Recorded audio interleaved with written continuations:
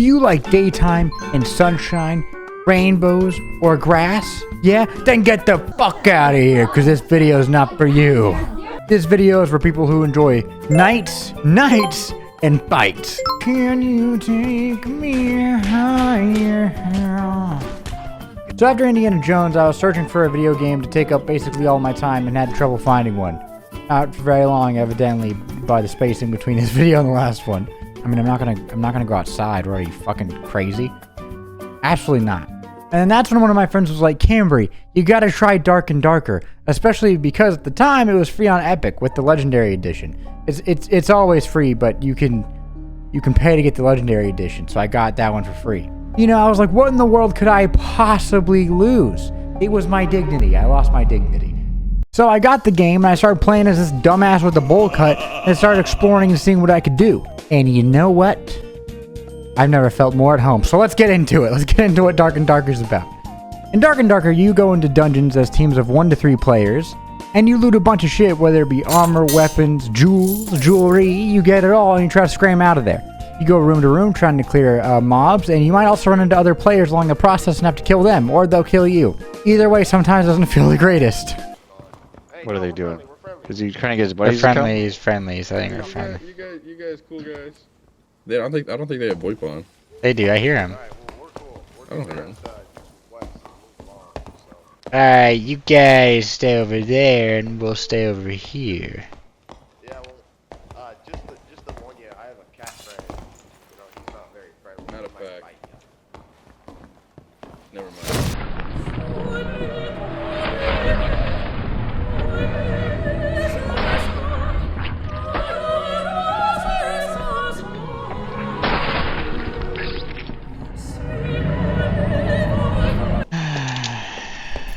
That's a mistake that happens like once every year. Once every year, I'm like, you know what? Maybe this guy's chill. Yeah, we should never trust anybody ever again. They're never chill. And it's kind of similar to Tarkov in that sense. But instead of getting clipped from 100 meters away by a head-eye sniper, you just get clipped by a guy with a sword and a bowl cut. Really, take your punishment, man. Take your poison. No, I meant like, how did you? Oh, how did I die? Because some fucking idiot in the corner fucking jerking off and he saw me and it pauses porn and then shoot me in the face and then going back to fucking Now, there's a lot more complexity to it than that, but that's basically Dark and Darker for dummies if you just wanted the basic synopsis of what we're going to talk about. So, let's go in a little deeper. Now, whenever you first launch up the game, you get to pick the class that you want to play as, and there's a lot of different ones to choose from. You got the sneaky rogue, the feisty fighter, the whimsical wizard, the rascal ranger, the wise warlock, the spooky sorcerer, the bard. And last, but not least, the dreadful druid, who is overpowered as fuck, dude. Oh my god. Now, all of these classes have their own skills and perks and playstyles for each skill or perk that you want to build in that class. If you don't want to do the classic fighter build, where you run a sword and shield and you run, perks relating to sword and shield, where it boosts your defensive stance or makes you wear full plate armor, you could do what I did and switch to a Slayer build. And the Slayer build is a build that allows you to output more DPS by dual-wielding swords instead of having a sword and a shield. Now, there are also perks that go with the specific build.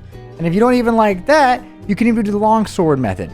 Now, the longsword method is pretty cool because you can actually parry with it, allowing you to punish certain boss fights and certain enemies if they hit in the wrong direction. And you can catch it in time. And there's also perks for this. Now, what I ended up doing for my fighter, at least, was to do the dual-wielding Slayer build with a crossbow, because I could engage at long distances and then close the gap and fucking wail on him with 2 swords, and it was amazing. Me and the fighter go way back to the character creation menu. We've known each other for approximately like 20 hours. So there was a lot of variety in the playstyles that you could choose.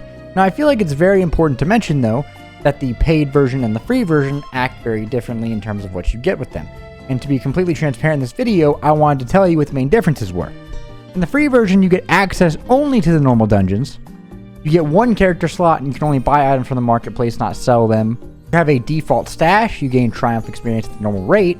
While in the paid version, you get 8 character slots allowing you to make multiple characters. You get a shared stash between all your characters where you can put items in, and you can sell things in the marketplace allowing you to make a lot of money. And you receive 50% additional Triumph XP. Now, Triumph XP really isn't that big of a deal because you can just kind of spend it in the shop, and that's really about it as far as I can tell. If I'm wrong, please correct me in the comments. Some of these, however, are some very large differences. For example, the 8 character slots that you get in the paid version compared to the 1 that you get in the normal version. Or the fact that you can sell things on the marketplace in the paid version. Now, the paid version is $30, and I think that it's worth it, and I'm going to tell you why in the rest of this video, but I just think it's important to note that if you're going in to play the free version to try the game out, and understand that some of these features are not going to be available to you until you pay for the game. Main difference is definitely the character creation, because anytime you wanted to make a new character, you have to delete your first one that you made and basically start all over with level 1, and that kind of blows dick. So take that with a grain of salt. However, whenever you create your character, you're going to see this cool ass looking lobby, legitimately one of my favorite lobbies I've seen in a game, where your character's sitting in a tavern. And whenever you invite your friends to your lobby, they'll take up the other seats at the table. You can alter the perks and skills of your character here. You can look inside of your stash. You can switch servers. You can look at the religion tab that's not open yet, but it's cool. You can change what dungeon you're going to go to. You can look at the merchants, and you can click on trading to go to the player-driven market, but you're not going to unlock that until you're level 20, so you probably don't have it at this point. However, the first thing you're going to want to do is go to the merchants and click on the squire, and the reason being is because all the gear that the squire has is free to you, and it is your base gear. Now, you may be asking, Cambrodia, what the fuck is the base gear? Alright, shut up! I have to tell you. Your base gear is basically the gear that you're going to spawn inside of the dungeon every time with, even if you have no gear left. In Tarkov, whenever you die, you lose absolutely everything on your goddamn character. Okay, you go back to your in fact, you go back to the stash in Tarkov, your character's hurt if you die, and you gotta heal him yourself or pay the fee. But Dark and Darker is not nearly as hardcore in that sense, and I kind of appreciate it for that.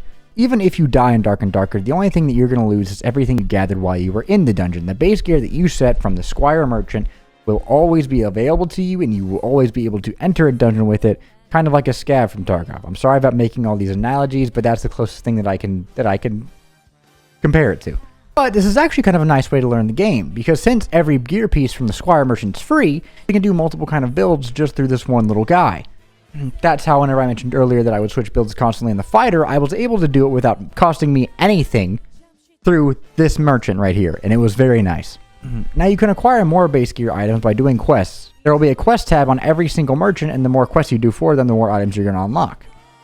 So it's important that before you go into the game, you accept all your quests, and you can do that by clicking on the lobby and clicking fucking quest log in the bottom right and clicking accept all instead of going to each individual trader and accepting them one at a time like I did my first time because I'm a dumbass. Now after you get all of your gear set up, your skills and perks, and you find out the homies that you want to run some dungeons back with, and you enter, I'll admit, at first I got the similar kind of feeling that I got from Tarkov whenever I got in for the first time. I had that little adrenaline spike of like, oh shit, I could lose everything. But that quickly went down because you realize there's a lot more chill than that. You're just with your homies in a dungeon with skeletons and okay, I'm not making it sound good, but it's a lot more chill. Because you always have that base gear to fall back on and kind of joke around with your friends, it makes it a lot more calming, and it's a great game to play at like 11 p.m. at night with your friends. Now there are 3 main areas that you're going to go into. You got the Frost Dungeon, my fucking hell. I just be gay, man.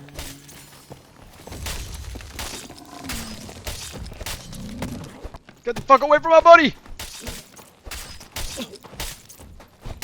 No! You got the Goblin Cave, which is very confined and is easier for new players, I think. I want to see what like Ranger Girl on it does. So this is supposed to be the highest damage sorcerer spell. It's like single cast sorcerer spell. I did not expect it. And you have the ruins of the castle. Now all of them have their own special characteristics. I think the Goblin Caves are probably the best for beginners because it's a very module-based dungeon, more so than the other ones I feel, allowing you to fight some pretty easy enemies, and since you do go room to room, it allows you to take on a couple enemies at a time, allowing for new players to really experience their character and learn how to use their abilities to the max on smaller enemies before they fight a player. Now the Ruins of the Forgotten Castle is probably one of my favorite maps, but that's because of how you can abuse the map or navigate it differently on what kind of class you have. If you're playing a sorcerer, for example, you can use a teleport ability to teleport over some fucking walls and catch people off guard. And it's wonderful because sometimes you'll catch someone off guard who doesn't even know you're there. Then you flame spear them in the back of the head and they fall over. And all their loot is yours and you feel great. You want to know why? Because you probably just ruined their night. It's a wonderful feeling. And the ice area is just my personal hell because it's scary. That's it, there's no other reason. But all of the dungeons are relatively built into a module system, meaning that it's kind of different areas and rooms cut off from one another, kind of building a square area. But all the dungeons are kind of built in modules, being multiple different rooms that you go and clear one at a time, making the game a lot easier to bite into whenever you first start, which I appreciated immensely. But another thing that I really liked about the Ruins of the Forgotten Castle is since there's so many ways to navigate it, each class navigates it differently.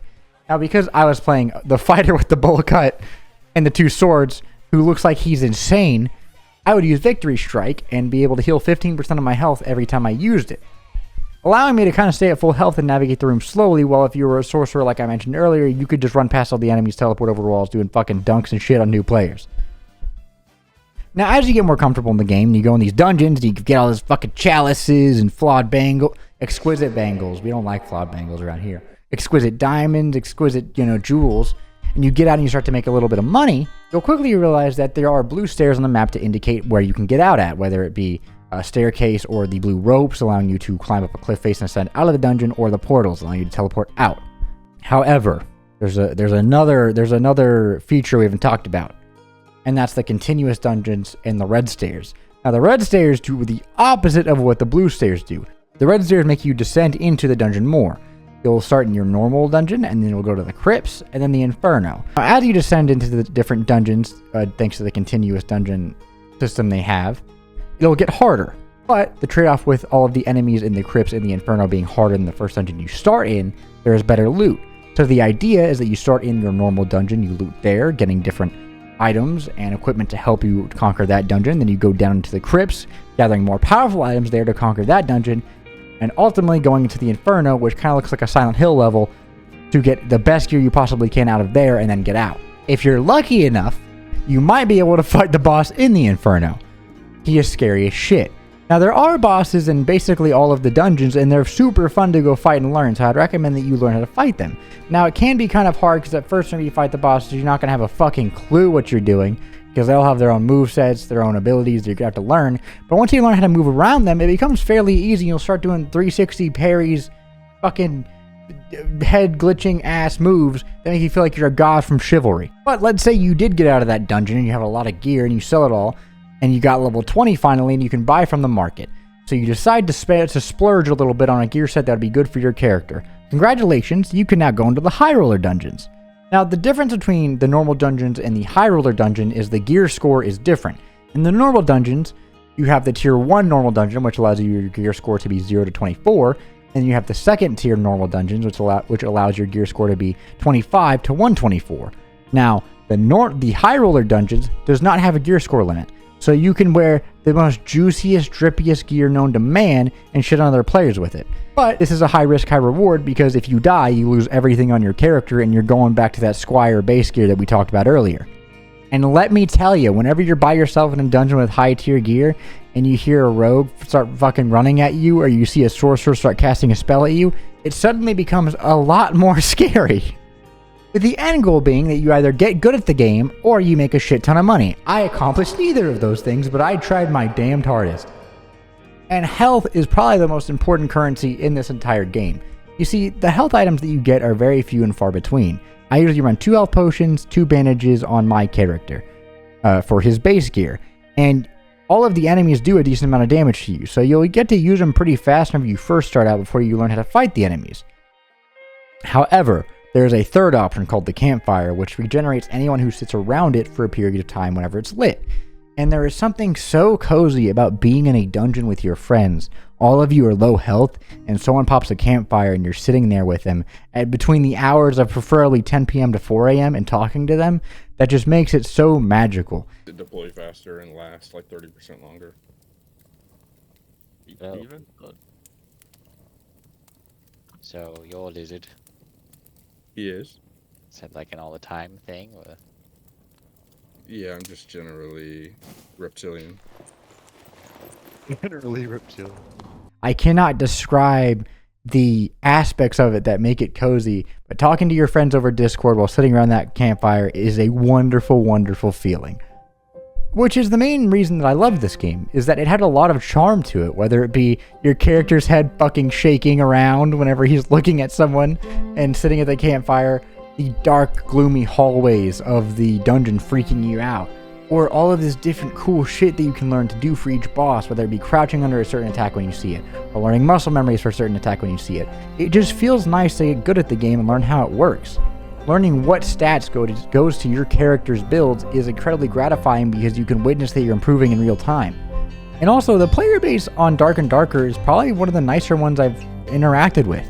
Now, while your friends might sit with you at that campfire, the chances are they're probably going to shoot you in the head with an arrow 10 minutes later, or try to kill you thinking you're the enemy.